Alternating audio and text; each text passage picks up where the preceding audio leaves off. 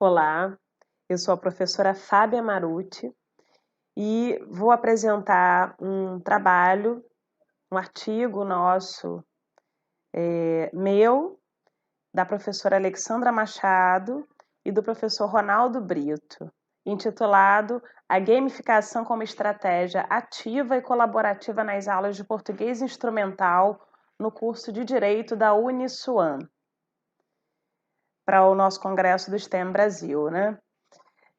O nosso trabalho envolve uma estratégia utilizada especificamente para turmas do direito da instituição em uma disciplina que se chama Português Instrumental, que é uma disciplina de segundo período. Nós partimos do seguinte pressuposto, né? Na medida em que nós recebemos alunos com lacunas, nós precisamos dar a essa clientela um suporte, seja com projetos que são da instituição inteira, né, da universidade, como cursos ligados às áreas matemáticas, às áreas de linguagem, de ciências, de biologia, química. Nós também fazemos, né, um aporte dentro dos próprios cursos, considerando as necessidades.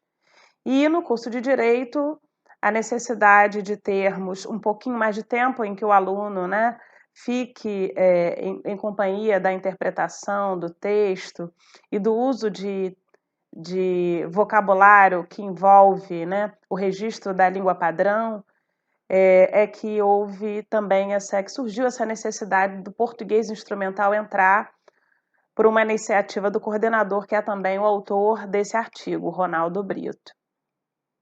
Nós partimos, então, além desse pressuposto do aluno que vem com uma lacuna, né, e que precisa de um suporte, também de que é preciso que esse aluno aprenda de maneira ativa e que ele se envolva com o processo de aprendizagem.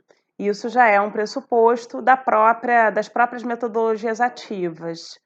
Toda instituição vem se envolvendo com as metodologias ativas, os professores têm sido bastante criativos em pensar saídas para que as aulas, né, sejam muito mais interessantes e tenham o aluno como protagonista. Nós, então, consideramos, dentro da matéria da disciplina Português Instrumental, o conteúdo programático, né, a unidade 1 e a unidade 2. Unidade 1, que envolve o aprendizado, né, da linguagem e comunicação jurídica, das estratégias, dos recursos, do uso da gramática como uma ferramenta para a comunicação jurídica e do manejo da gramática como uma forma também de poder, né? Quando a gente sabe, quando a gente procura, faz pesquisa e faz um texto, digamos assim, mais cuidadoso, não um texto prolixo, não um texto que não chegue a lugar algum, né? Mas um texto que tenha todo um cuidado de quem o produz. Essa unidade 1 é para que a gente aperfeiçoe essa ferramenta que é a gramática, que media a relação do advogado com o outro, né? E a unidade 2, que envolve o aprendizado do vocabulário ou a imersão do advogado no vocabulário jurídico, principalmente, naquilo que é a chave, né, de entrada profissional, que são os jargões, as expressões em latim e a leitura de qualquer peça, de qualquer gênero jurídico, como algo que deve ser, digamos assim, desestigmatizado. Nós fazemos isso por conta de que o direito é, por si só, uma profissão que muitas vezes é elitista, é fechada, né? É ainda considerada para alguns, e a gente sempre tem aquela ideia de que é preciso abrir as portas para todos. E para cobrar, digamos assim, o aprendizado, um pouquinho antes da prova, que envolvia a unidade 1 e 2, apresentamos a gamificação como uma estratégia, na forma de 2 jogos. Primeiro jogo, né, a princípio primeiro precisamos definir essa questão da gamificação na sala de aula. Para nós tomamos a gamificação como uma estratégia, né, a gente, em geral, o conceito é trazido como sendo, né, trazemos estratégias de jogos para contextos variados. No nosso caso, a gente faz essa transposição de elementos dos jogos para a sala de aula. Então, os nossos jogos têm, digamos assim, né, a nossa sala de aula tem uma prática em que há objetivo a cumprir, né, que é acertar as respostas, no nosso caso. Ela tem regra, tem penalizações e tem também premiações. Por conta, e claro, ela é voluntária, participa o aluno que quer. Em geral, nós tivemos uma adesão grande, todos os alunos participaram, os que estavam presentes. A primeira estratégia se chamou Corrida Maluca, em que a sala foi dividida, né, em equipes de 4, e cada equipe de 4 se dividiu em 2 duplas. E essas duplas, cada qual formulava perguntas, né, uma para a outra, sobre as unidades 1 e 2, de modo que a dupla que, né, acertasse ia para um tabuleiro, jogava o dado, e a partir do momento em que jogava o dado, caminhava em casas, né? E o jogo seguia até que se chegasse ao final do tabuleiro. Bem simples, nada complicado.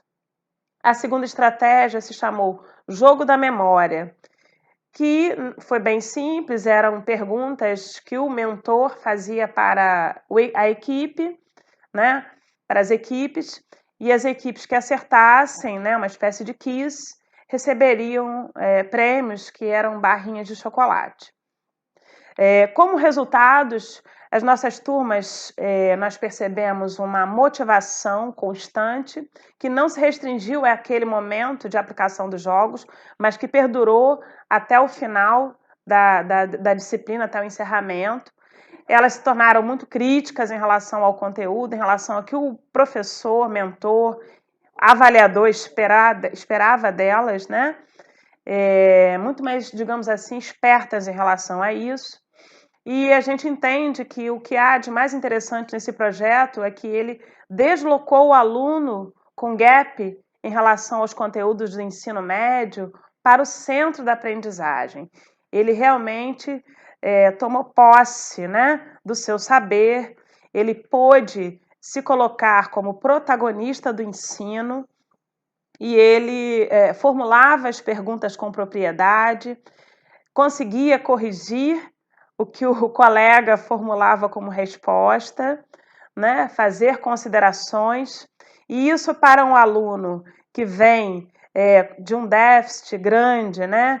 Com dificuldade de entender enunciados de questões, com inseguranças naturais de nunca ter tido um texto dele lido por um professor com uma avaliação mais detida, para esse aluno é muito importante, né? Ele se sentir seguro.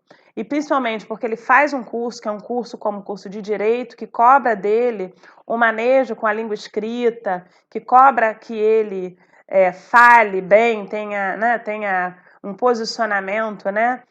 Que é um lugar de poder, estar no lugar de um operador do direito e ter segurança do que se está fazendo.